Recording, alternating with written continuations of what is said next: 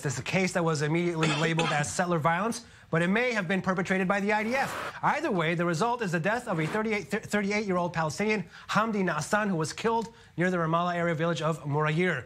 The military believes that an emergency responder from the Adei Ad outpost was responsible for the fatal shots. Outpost residents said they had been attacked by Al-Mughayir residents and that clashes were sparked after one of the settlers had been stabbed with a knife.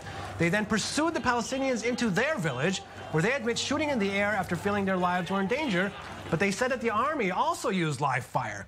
The Palestinians affirmed the settlers' claim, but the army has denied it. Either way, Na'asan was shot in the back by somebody. In the end, Uri, does it matter if it was the IDF or the settlers who killed this guy? Look, first of all, according to Yesh Din, an Israeli NGO rights group, claiming that they found that their investigator found that there are a researcher found that there were dozens of bullets fired there before the time that the military arrived, the IDF arrived, and that the Palestinian who was killed 10 meters from his home, meaning that there was there an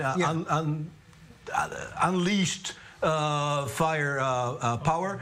Look, I don't know what really happened there. It's too early to say, but I do know that the West Bank is like the Wild West Bank.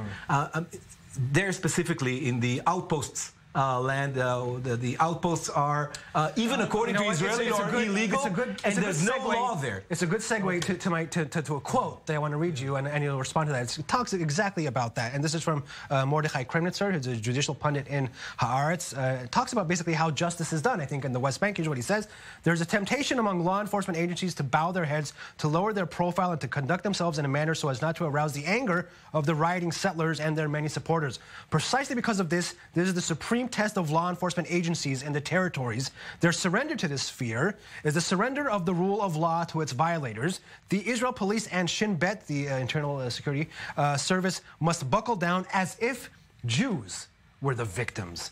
Is that what's going to happen here? Will Na'asan's murder be treated like the murder of Jews, a Jew? I don't think it should be done. Why not? Okay, because terrorism from Palestinian side is considered by the Palestinians as the rule, as the norm, yeah. Okay? And while on the Jewish side, it's considered as an exception, as something that is really an exception. Of course, it's an exception, a very tragic...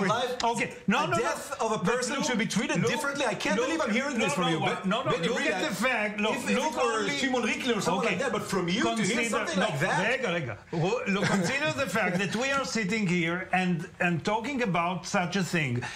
On the Palestinian television, you wouldn't have such a discussion. That's all. We should see the rule of law. We have a minute. Tragic exception. I have to admit, very quickly. I have to admit, first of all, I don't like what's going on in the West Bank, and I have to admit that sometimes it happens even to me. I do agree with Uri much more this time because no, we do not belong to the same party. We are not affiliated to the same ideas. But yes, I have to admit that this kind of friction points in the territories are terrible. But these are exceptions. While on the other side, it's the norm. Nobody will conduct such a panel. Terror is always used by the occupiers. This is a rebellion against the state of Israel itself. We're going to have to end it here.